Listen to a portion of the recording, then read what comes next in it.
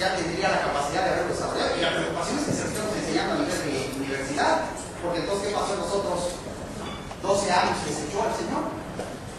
¿Que nos va a remediar a la universidad? No, por eso las universidades tratamos de hacer que lo mejor que podemos con el material que nos da. Digo, porque no pueden ustedes tronar a todos los que llegan nada más porque no cumplieron todas las expectativas de los anteriores cursos. Están claras aquí. Bueno, educación. ¿Qué podemos entender por educación?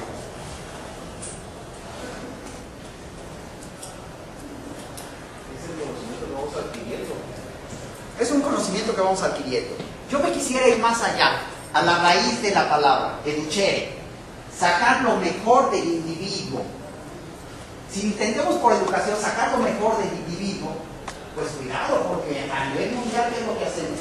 Desde que llega a primario o preprimario, ¿le sacamos lo mejor o le metemos todo lo que podemos? Le metemos todo lo que podemos.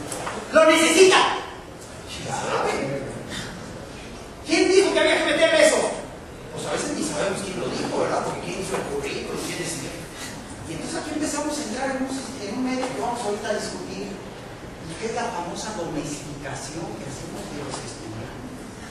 O sea, la educación en lugar de educar está castrando a los individuos.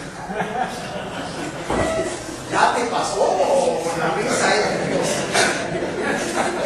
¿O cuándo te toca? Entonces, fíjense que cómo empezamos a quedar claros de que el reto es inmenso. Porque no nomás es el reto con nosotros, sino el reto con un entorno que tiene una serie de estructuras y de intereses creados que va a ser muy difícil de cambiar. Y entonces, ahora sí, educación, vamos a ver, sacar lo mejor del individuo. Para sacar lo mejor del individuo, lo primero que tengo que hacer es no meterle nada. Primero conoce al individuo para ver qué clase de individuo es. Porque si no, ¿cómo sabes lo que le tienes que meter? ¿Qué es lo primero que hago? A ver si tengo hambre para comer. O como porque es la hora de comer. ¿Está claro o no? Y perdemos que es dinero, ¿no? La educación andragógica ya lo definieron ustedes muy claro, la educación para los adultos. Tendríamos que empezar por romper con las costumbres, ¿no? En la universidad no vienes a una educación pedagógica. Porque ya tienes 18 años, ya eres un adulto. Pareciera, ¿no? ¿O no? Entonces yo quisiera pasar a la siguiente, que es un adulto, para que sea fácil. Yo puedo interrumpir una miserita y disculpa que es andragógico, no estaba yo en ese instante. No hay problema. Andragogía, si nos vamos a la palabra, es andragogo de adulto y gogía de ciencia. Igual que la pedagogía es la enseñanza de los niños, la andragogía es la enseñanza de los adultos. Es lo mismo, nada más que en lugar de para niños, para adultos. Pero aquí el quid es que así como tenemos claro emocional, digo, habemos algunos que llegamos a algunas décadas y todavía emocionalmente eso de que maduros, quién sabe. Está claro. Entonces yo quisiera que empezáramos por definir como adulto, no el que tiene 18 años de edad física, no el que vive una edad emocional, porque ¿quién va a ser el que diga cuál es la edad emocional? Yo voy a agregar que un adulto es una persona que toma decisiones por sí misma y que ya no las decisiones dependen de los padres, sino de la persona. Muy bien. Esa es mi hija. Yo a los 15 era adulta. A ver, fíjense bien. Yo creo que ella, ¿cómo te llamas? Cali. Cali. Con T de Tomás. Cali. Cali. Ah, gracias. Yo creo que Cali era adulta desde que nació. Porque yo añadiría a lo que ella nos dijo lo que todos sabemos. Si yo nazco y me ponen en el vientre de mi madre, ¿qué hago?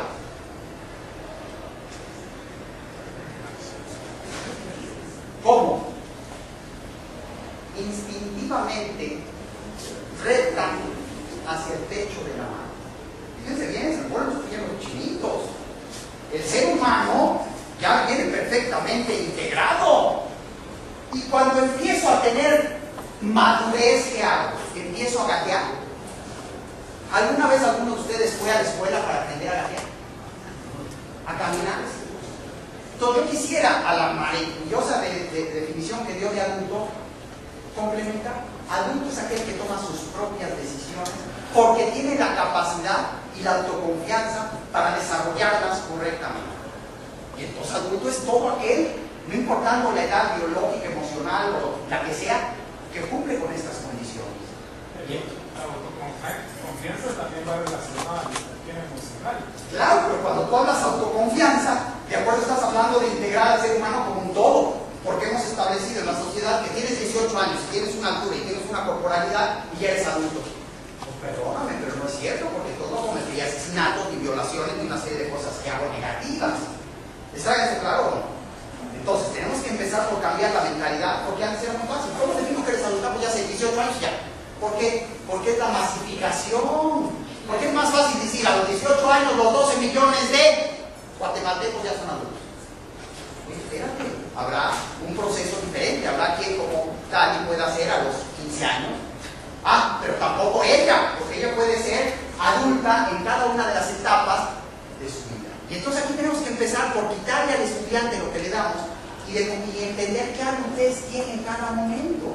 Y para la adultez que tiene, permitirle que él que genere, integre y desarrolle sus propias conocimientos. La metodología no va a ser lo importante va a ser que la capacidad que tengamos de detectar ese nivel de adultez. Y aquí venía lo que decía el doctor Morales. ¿Cómo enseño a que aprendan a aprender? ¿Aprender qué? ¿En qué somos adultos? Para que yo como ser humano decida en qué puedo tomar mis propias decisiones sin necesidad de mis padres, de mis abuelos, de la religión, del gobierno, del maestro, de la universidad. ¿Sí es eso claro o no? Empezamos a tener la potencialización del ser humano a su máxima expresión. ¿No hay duda? Por último tenemos ¿qué es iterativo? Como repetitivo. Es algo que siempre está en constante cambio y que tiene que volver a retroalimentarse porque cada cambio afecta a todo el sistema y tiene que volver. Entonces, por eso ya tenemos como elementos suficientes para podernos entender desde el punto de vista lenguaje, para ver que las investigaciones que voy a hacer para que la metodología me lleve al conocimiento de una ciencia, pues como decían ustedes, pueden ser racionalistas, empíricas, pragmáticas, constructivistas o pueden ser por redes. Y miren que podemos añadir a esa lista, no sé, un montón de conceptos que ustedes quieren. Y a su vez, sabemos que estas investigaciones dentro de las metodologías pueden ser con sentido crítico, con sentido escéptico, dogmático, de manera positiva, o con una orientación positiva, o dialéctica, o hermenéutica, dependiendo de cada una de los que la están dando, los que la están recibiendo. Y pueden ser con sujetos pasivos, constructores de conocimiento, experimentadores de conocimiento o involucrados en la experiencia. Y podemos seguir aumentando, ¿eh? Y cuando hablamos de sujetos, hablamos del sujeto emisor y del sujeto receptor. Porque cuando hablamos nosotros de andragogía, hablamos de que no hay sujeto emisor y receptor, sino una interacción y un cambio constante del emisor y del receptor. Porque esa es la realidad de la comunicación humana. El problema es que hemos distorsionado esa educación con el fin de masificar el manejo humano y desde los gobiernos, las iglesias, las universidades, las instituciones mundiales, todos hemos buscado masificar. ¿Por qué? Porque es más fácil de manejar, pero no es más justo, ni es más adecuado, ni es óptimo. Hasta ahí vamos un poquito contextualizándonos. Ok. Cuando hablamos de involucrado en la experiencia, pues hablamos de la nueva tendencia, ¿no? Todo ser que observa un acontecimiento, que sea de enseñanza-aprendizaje, ¿qué hace con el acontecimiento? ¿Eso claro? ¿Vamos bien? Howard Gardner, ¿qué hizo este señor? ¿Se acuerdan? Hace 20 o 30 años el señor sacó las inteligencias múltiples.